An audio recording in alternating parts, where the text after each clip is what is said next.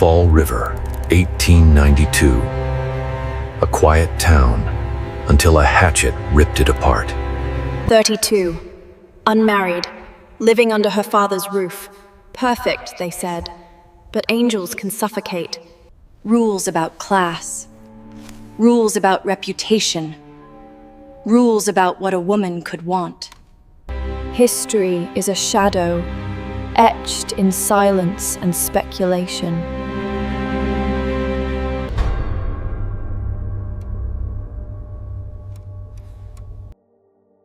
In 1890s America, respectability was armor, and no woman wore it better than Lizzie Borden. She was 32, unmarried, a church-going Sunday school teacher. In Fall River, Massachusetts, that made her invisible and trapped. Behind the lace curtains of the Borden house lived a woman with no money of her own, no future of her choosing, and a father who controlled everything, even where the family lived. This is not just the story of an axe murder. It is the story of pressure, silence, and what happens when a gilded cage finally breaks. Fall River, Massachusetts in the 1890s was a city of rules. Rules about class, rules about reputation, and rules about what a woman was allowed to want. For Lizzie Borden, life unfolded inside those rules like a narrow hallway, straight, confining, and without doors. At 32, Lizzie was unmarried and still living under her father's roof. In Victorian America, this made her neither young nor free. She was something more dangerous to society, a woman who had reached adulthood without a husband, yet remained economically dependent. Outwardly, she fit the ideal perfectly. She taught Sunday school. She attended church faithfully. She was active in temperance causes, advocating moral restraint in a world terrified of excess. To the public eye, she was the embodiment of the angel in the house, quiet, dutiful, and obedient. But angels, too, can suffocate. Despite the family's wealth, Lizzie had no money of her own, not a salary, not an allowance she could rely on. Every purchase, every comfort, every possibility flowed through her father's approval. In an era where women could not easily work, inherit freely, or live independently, this dependence was not just frustrating, it was existential. Lizzie's future was a blank wall. No marriage prospects, no profession, no escape. The house itself became a symbol of that confinement. Not a mansion on the hill where the wealthy lived, but a cramped, aging structure near factories and street traffic. A daily reminder that status, like freedom, was something controlled by Andrew Borden alone. Inside those walls, resentment did not shout. It waited. It learned patience. This was the gilded cage, beautiful on the outside, unbearable within. And pressure, when it has nowhere to go, does not disappear. It transforms. At the center of the Borden home stood one immovable force: Andrew Borden. He was a self-made millionaire in an age that worshipped wealth, yet he lived as if poverty were a moral virtue. Andrew controlled everything: the money, the property, the future of everyone under his roof. Despite his fortune, he refused to move his family to the Hill, the fashionable neighborhood where families of his status lived behind gardens and iron gates. Instead, he kept them in a modest, aging house surrounded by noise, factories, and constant reminders of what they were not allowed to have. This was not thrift, it was domination. Inside the house, the atmosphere was rigid and joyless. Lights were turned off to save pennies, meals were plain, comfort was considered indulgence, and resentment grew in the shadows. Lizzie and her older sister Emma shared a deep, simmering hostility toward their stepmother, Abby. To them, Abby was not a maternal figure. She was an intruder. They believed she had married their father for security, and worse, that she was slowly positioning herself to take what little future the sisters believed was rightfully theirs. That fear became sharper when Andrew began transferring property, not to his daughters, but to Abby's relatives. For Lizzie and Emma, this was not a legal decision, it was a betrayal. In a world where women depended on inheritance for survival, property meant freedom, and freedom was being given away. The house itself seemed to reflect the tension. Arguments were frequent, silences were heavy, no one trusted anyone.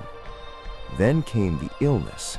Just days before the murders, every member of the household became violently sick, vomiting, weakness, panic. Abby feared poisoning. Andrew dismissed it as spoiled food, but the damage was done. The idea had entered the house that even the most basic trust, what you ate, what you drank, was no longer safe. By the morning of August 4th, 1892, the Borden home was not a sanctuary. It was a pressure chamber, and something inside it was about to rupture. The morning of August 4, 1892, began without urgency. No screams, no witnesses rushing into the street. Inside the Borden house, death arrived quietly. Abby Borden was upstairs, making the bed in the guest room. She never saw what came next. 19 blows, each one deliberate, each one final. Her body was left where it fell. Downstairs, hours later, Andrew Borden lay asleep on the sofa. They say he defaulted on his debt. His face exposed. 11 blows Ghastly followed. business. The force Utterly was so ghastly. violent, it altered the shape of his face beyond recognition. And still, no one heard a thing. When authorities arrived, the house offered no clear answers, no forced entry, no clear murder weapon in sight, no blood-soaked suspect running from the scene. Only one person was present in the home: Lizzie Borden. Her arrest stunned the nation, not because of the evidence, but because of who she was supposed to be. America struggled with the contradiction. A woman, a church-going woman, a refined middle-class woman. Victorian society had written a strict script for femininity. Women were thought to be morally pure, emotionally delicate, and physically incapable of extreme violence. The idea that such brutality could come from someone like Lizzie felt unthinkable. Her trial became a performance of that disbelief. The defense did not need to prove who committed the murders. They only needed to convince the jury of one thing: that a woman like Lizzie could not. She was acquitted in 1893, not because the mystery was solved, but because society could not imagine the truth. The verdict closed the case, but it opened something far more disturbing. If Lizzie did it, she walked free. If she didn't, then someone else vanished into history forever. Either way, the illusion was shattered. The Borden house proved that violence did not always come from outsiders. Sometimes it lived quietly within the family itself. When Lizzie Borden walked out of the courtroom in 1893, she was legally innocent, but socially untouchable. The verdict ended the trial, not the suspicion. With her inheritance secured, Lizzie finally claimed the life she had once been denied. She moved out of the old house of death and purchased a large home on the hill, the elite neighborhood her father had always refused her. She named it Maplecroft.